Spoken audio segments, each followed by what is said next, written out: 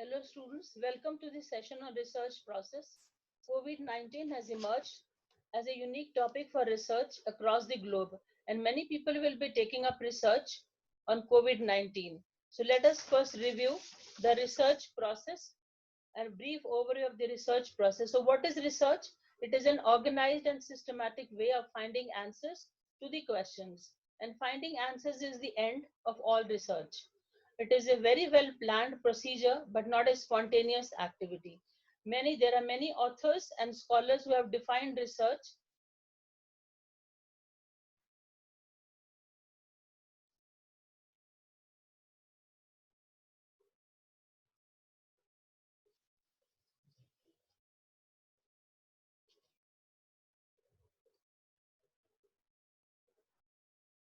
So research is a systematic search for knowledge through method of study, observation, comparison, and experiment.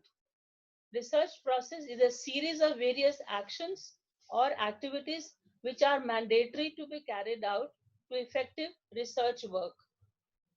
So what is research? If you split the word research, so the word was derived from the old French word chercher, meaning to seek or search. And the prefix re means again. That means it signifies the replication of the previous researches being done. So one seeks either new knowledge or to directly utilize the knowledge specific to the life situations. So I quote, nursing research is a systematic inquiry designed to develop knowledge about issues of importance to the nursing profession, including nursing practice, education, administration, and informatics. So it covers all education, practice, administration, and informatics. Burns and Grove defined nursing research as a scientific process which has a particular steps to be carried out, which validates and refines existing knowledge and generates new knowledge that directly or indirectly influences clinical nursing practice or patient outcomes. Nursing research is concerned with the systematic study and assessment of nursing problems. So you have to assess what are the problems of the patients, finding ways to improve nursing practice or how to improve nursing practice, patient care through creative studies, initiating and evaluating change. So evaluating change and then taking action to make new knowledge useful in. So it takes care of all the aspects, assessing problems, improving patient outcome, also initiating, which is very difficult, change, and then evaluating, and then taking the course of action. So there are some characteristics of a good research. For example, it has to be systematic. It has to follow a particular order and sequence of the steps one after the other. It should have a clearly defined purpose. It should be impartial and objective. There should not be free from biases. The variables which are selected for the research should be measurable. And the best part is that the important part is generalizability. So the results should be generalizable and it should be logical. Accuracy and precision. So the finding of the research or the results should be accurate and precise. The data collected must be verifiable and testable, and there should be based on observations. Variables are controlled, they are kept constant just to find out what is the relationship between the variables. Analytical, so data collected data should be analyzed properly with the best of methods. Generates new questions, so that means it suggests directions for future research or the future studies, implications and recommendations. Original work, it should be an original work, not a cut, copy, paste, not copied information. So a replicable, the research outcome should be reproducible. Again, relevant, it should be relevant and it should be appropriate, must benefit individuals, families, and communities. Expertise, the researcher who is carrying out the research should have adequate experience and skills, and it must center around the existing problems. That means the current issues must be resolved and it should be based on problems, real problems. And recording and reporting should be, every term should be defined very clearly and in details. Qualities of a good researcher, for example, research oriented. The one who is doing the research should be research oriented, have a questioning bent of mind, efficient, scientific, should be effective, active, very active, resourceful, creative, honest and economical, and also have a spiritual bent of mind. For example, the it should be intellectual curiosity, should have deep thinking, analytical and judgment abilities. Prudence means should be very careful to conduct the study at the right time, the right place, and efficiently and economically. Should be very honest to collect the data or facts in order to arrive at the honest results. Should be intellectually very creative so that he can able to create new, novel, unique some situations or original researches. And he also needs to be very analytical, should have good time management skills, should have good writing skills, or also should critical thinking skills. Should be highly motivated and enthusiastic. Now coming to the process of research, identify the research problem, or identify the research problem, then review the related literature, do the critical analysis, specify the objectives to be carried out, and then collect the data, research design, analyze and interpret the data, and then finally submit a report and then do the evaluation of the research. So this is in brief about the process of research. Coming to the main steps, formulation of research problem. You have to identify the problem and then formulate the research problem. For this, the researcher should be interested in the problem. That is the main purpose. He should be passionate about the research, and also the problem selected should be researchable, feasible, manageable. Determining study objectives. So study objectives should be determined. The objective should justify the problem statement. Review of literature. So extensive review of literature should be done. So for that, reading as much as possible is always good so that can have the idea of the literature, whatever being done before the research is conducted. Sampling and ethical clearance. So sampling designed to be selected, method of sampling, sample size, ethical clearance to be taken from the permission to be taken where the study is to be conducted, and also from the ethical committee. So selecting research design and then conceptual framework, also hypothesis, conducting a pilot study, and then data collection, data analysis, and then do the interpretation. Finally, disseminating the research findings or communicating research findings to the targeted audience, and then utilization of the research. So all these steps will be dealing one by one. So quantitative research process, it is a formal, objective and systematic process which explains the phenomena by collecting the numerical data, and it involves identifying the variables, measuring the variables, and it also aims to generalize the findings to a larger population by using statistical methods. For example, and coming to the phases now, that there are 5 phases. To start with conceptual phase 1, it is an intellectual process wherein the researcher exhibits creative skills so that his ideas of research can be exhibited into appropriate research design, should have adequate insight about the topic, and also firm grounding on the topic. So there should be a logical reasoning. Why is he chosen this topic? Should be specified. The most important step is the conceptual phase. So formulating the research problem, to discover an interesting research worthy problem, because a problem well defined is half solved. So broad area of the topic is selected and then narrowed down to a specific research problem. So it should be feasible, practical, and significant to the nursing profession. It should indicate the sample and variables being studied.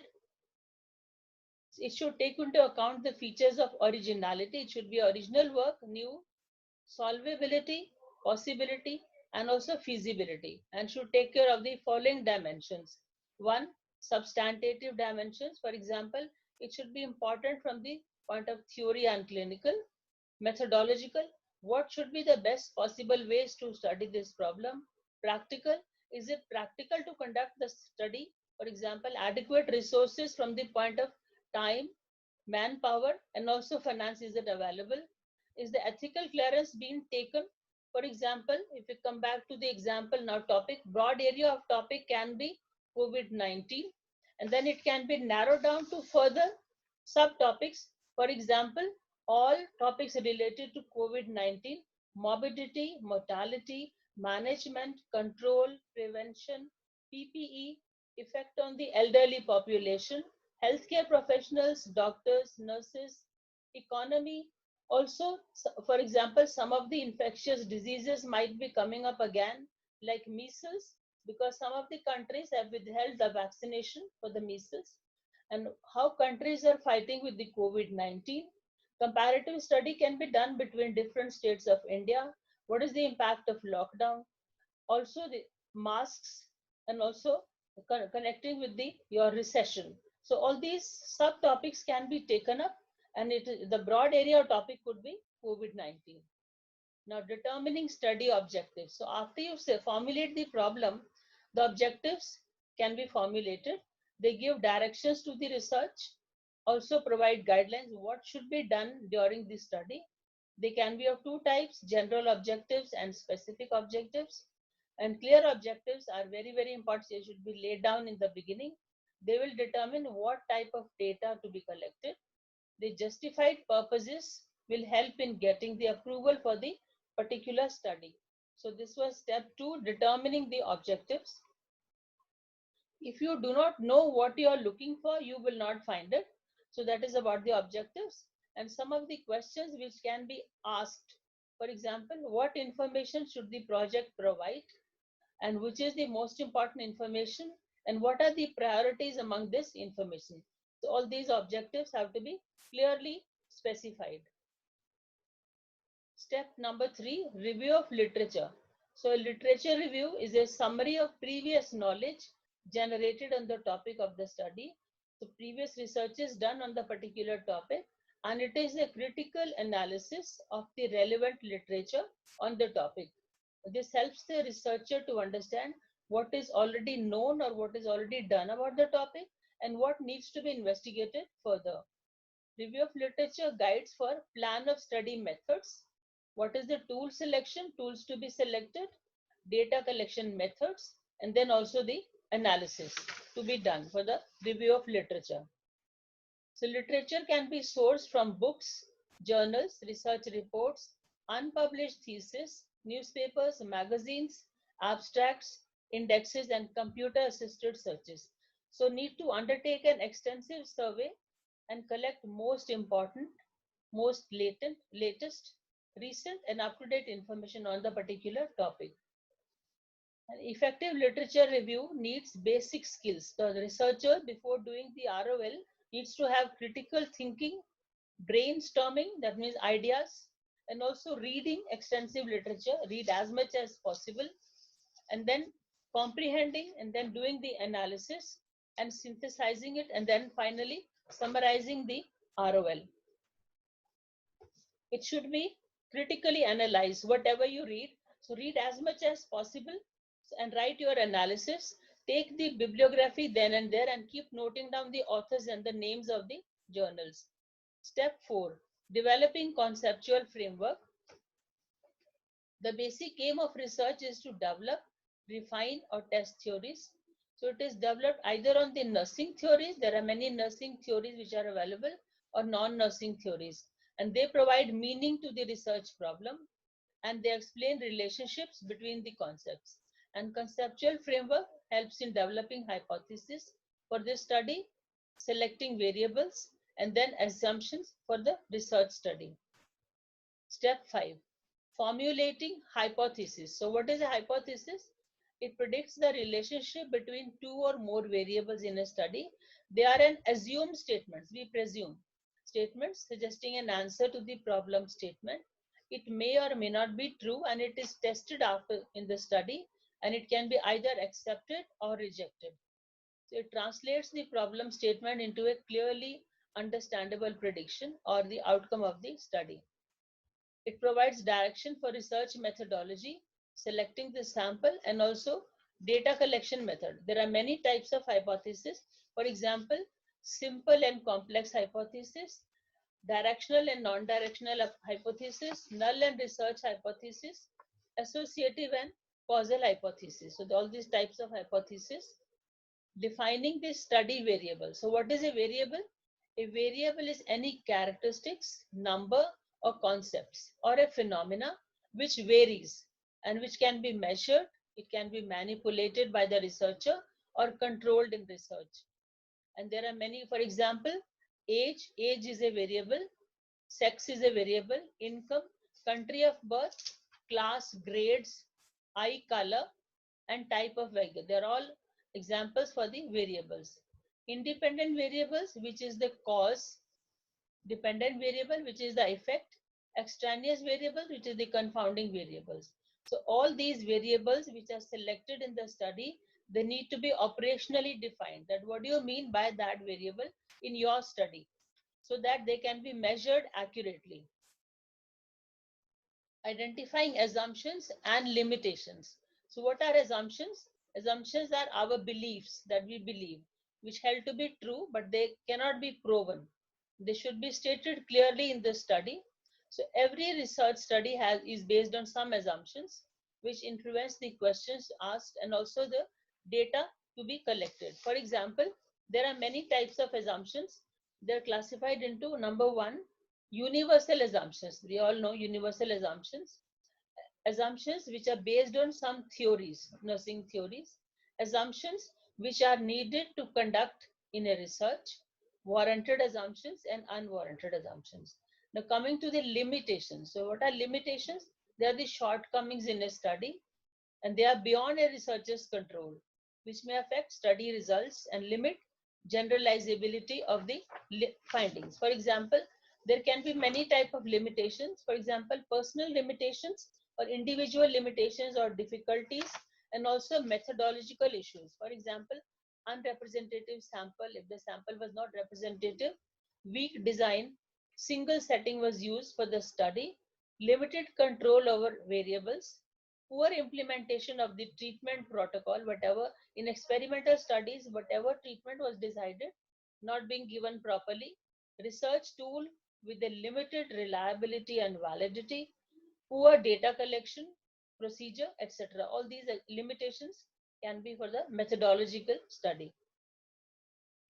So to revise or summarize the phase one, conceptual phase, formulating and delimiting the problem, reviewing the related literature, undertaking clinical fieldwork in case of experimental studies, developing conceptual framework, and then formulating hypothesis for the study.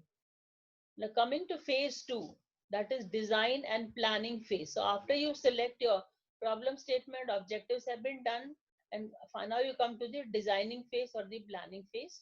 So the research design is selected and the procedures and methods are also developed.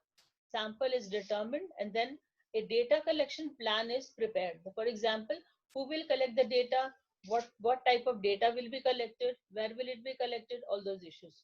So research design is a blueprint. It is like a blueprint or an outline or a backbone of the research. It details the methods and guides the researcher to conduct the study in a systematic manner, the statement of the problem and also the objectives.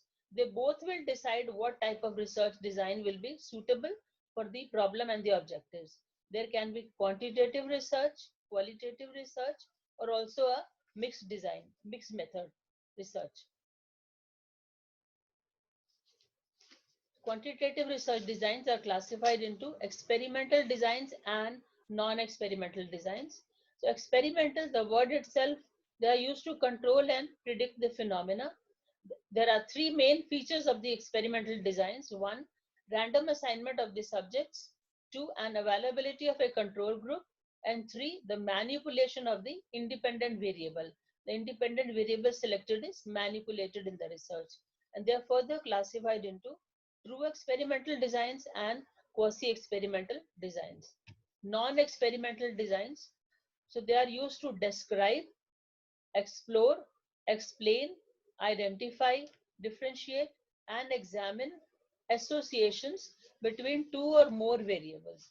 And research variables are studied without manipulating them in the natural setting. And these include descriptive, for example, descriptive designs, correlational designs, cross-sectional studies, longitudinal studies, retrospective studies, and prospective studies. All these are various types of non-experimental designs. Step 8, specify the population. So whatever population you are studying, you need to specify them. The study is conducted. We cannot study on a full universe. The study cannot be conducted. So we select a small sample. It is conducted on smaller samples, and then the research results are generalized on a larger population. And what is the population? It is the entire group of people about whom the researcher wishes to generalize the study findings. So we need to specify the population selected in the research study. The research should specify the target population. So what is target population? Broad population to which the study results are generalized. And also the accessible population. Accessible population is actual population on which the research study is being conducted. And the characteristics of the accessible population should be similar to the target population.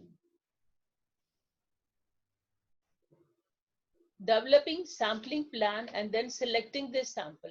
So you have to select the sample, subset of subject has to be selected, which should be representative of the selected population, and that is termed as the sample.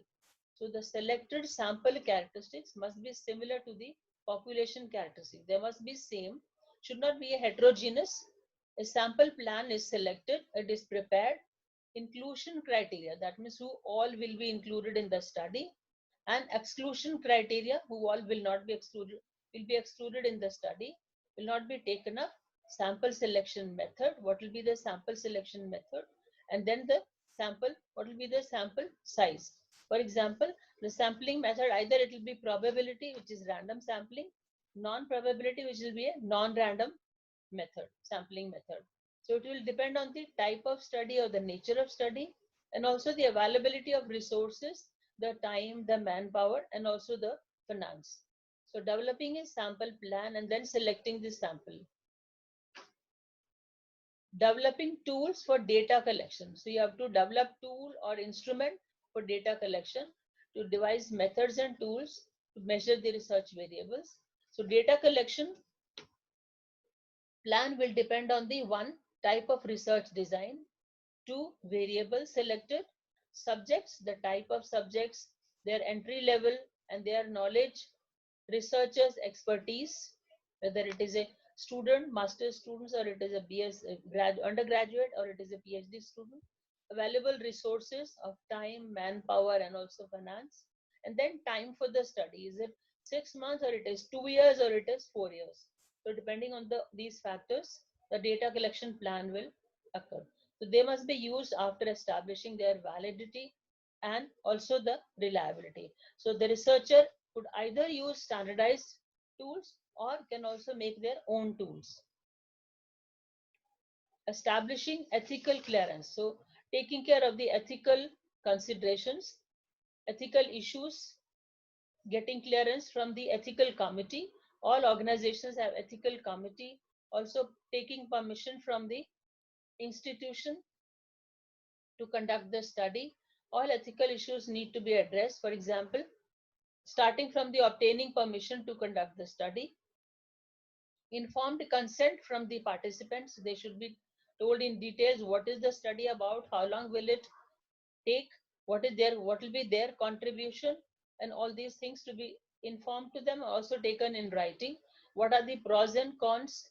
Can they and also to maintaining confidentiality and anonymity, and it should ensure only a voluntary participation, and also they should be informed that they can leave the research in between too, so avoiding errors in data collection. So that is all ethical clearance to be taken, all ethical issues to be kept in mind right from the beginning, from the problem statement till the end. Conducting a pilot study. So what is a pilot study? It is a trial version or a smaller version, small scale study of the full research carried out before the final research. And the main purpose is to test, refine, or modify the research methodology, also the tools. And the researcher will evaluate the feasibility, whether it is feasible to conduct this study, is it possible, is it practicable, and acceptability of the data collection procedures. Whatever instrument or questionnaire has been devised, so that that is also tested. And in case of any shortcomings, you find some shortcomings, the results of the pilot study, the methodology can be changed, modified, also the tools. So to summarize the phase 2, that is design and planning phase, selecting a research design, developing intervention protocols in case of experimental studies, identifying the population, developing the sample plan, specifying methods to measure the research variables, developing methods to safeguard the subjects, their anonymity, confidentiality, and also informed consent, finalizing the research plan. So this was phase 2. Now coming to phase 3, empirical phase. In this phase, the researcher collects the data and also prepares for the data analysis. So he needs adequate planning, patience, interpersonal relationships, good communication skills, and also good recording skills. For example, you need a questionnaire to collect the data from primary data. You need a questionnaire, and data collection plan should include how the data will be collected, who will collect the data, when will the data be collected, the specified dates and the months, and where will the data be collected, and also the what type of data will be collected. All should be specified in the data collection plan. And if it is going to be an experimental study, all the intervention protocols, like what will be the type of intervention, when will it be done, what will be the sample, what will be the timings or the days, what will be the frequency of the intervention to be carried out, and what will be the dosage if it is some drug to be administered, and who is going to do all these things. And whosoever is involved in the intervention protocols need to be given adequate training about the intervention methods. Organize for data analysis. After you collect the data, the raw data, the collected data has to be organized for analysis. There are some series of activities to be done. For example, coding to be done, editing to be carried out, all questionnaires to be checked for if the data is complete, none of the entries are missing, there is no missing data, or there is no wrong entry or errors in the data entry. All these to be done carefully. So data is organized, for example, under the following headings: description of the demographic characteristics of the sample, pre-intervention comparison, post-intervention comparison, and then to finally correlation between the variables. So this is data analysis, and appropriate statistical procedures to be determined for data analysis in this phase. So empirical phase, collecting the data and then preparing the data, organizing the data, editing the data for data analysis. So coming to phase 4, analytic phase. So in this phase, the researcher analyzes the collected data and also interprets the results. The relationship among the data is identified. The research questions are answered to the synthesis of the numerical data. And if hypotheses were stated, the findings should accept or reject them. So this is about the analytical phase of the, and also the tables and graphs can be made to summarize the data, and descriptive and inferential statistics are used to analyze the data. Interpretation. So it is the process of making sense of the results received from the research. They are compared with the findings of the previous studies, and then the discussion is also on these part, data interpretation. The results are interpreted based on the research question, whatever the research question or the problem statement was formulated, whatever the hypothesis was, to find out what is the meaning of the findings and how important are those findings related to the research. So implications and recommendations are also given in the data interpretation. So it describes the strengths of the study, the weaknesses of the study, the limitations are interpreted, the discussion part, and also the interpretation is carried out. Analytic phase, analysis, and then the interpreting the results. Dissemination, this is the last phase of the research process. This involves dissemination, means communicating, sharing your research results with other people, and then before the findings could be utilized. Communicating the findings, the research findings can be communicated through publication in research journals, posters in conferences. They can also be presented in national, regional, state, and institutional conferences. Also, report is made in the form of a thesis, and findings are communicated to the appropriate audience. Utilizing the findings. So the main goal of conducting nursing research is to promote evidence-based nursing practice. That's the sole aim, EBP, evidence-based nursing practice, so that there is evidence, the research has been conducted, and so that the patient outcome could be improved. The research findings should be used in the real practice settings, the clinical areas. It is beneficial for the patients, nursing profession, and also for the organizations. And the clinical practice guidelines can be developed from the research findings. Utilization of the research findings leads to improved patient outcomes. So this is the phase 5, communicating the research findings in the form of a thesis, in the form of research articles, utilizing the findings in the practice settings. Remember, make sure that you take information from many different sources when you are doing the review of literature. Record the bibliography of each source. Paraphrase, that means write in your own words. All information into your own words. Do not plagiarize. Be careful to record the facts only and not the opinions of other people. Every resource should support research question, and also should present your ideas only, not anybody else's. So let's review some of the questions. Which of the following steps is involved in the conceptual phase? Selecting the sample, collecting the data, determine the study objectives, utilizing the findings. So what will be the answer for this? Okay. The end stage of the research process is to analyze the data, utilize the findings, interpret the findings, and then communicate the findings. So what will be the answer? Appropriate answer. Question number 3, which of the following phase pilot study is conducted? Conceptual phase, analytic phase, dissemination phase, and designing phase. So dear students, all you need to do is read thoroughly. A beautiful thing about learning is that nobody can take it away from you. Thank you.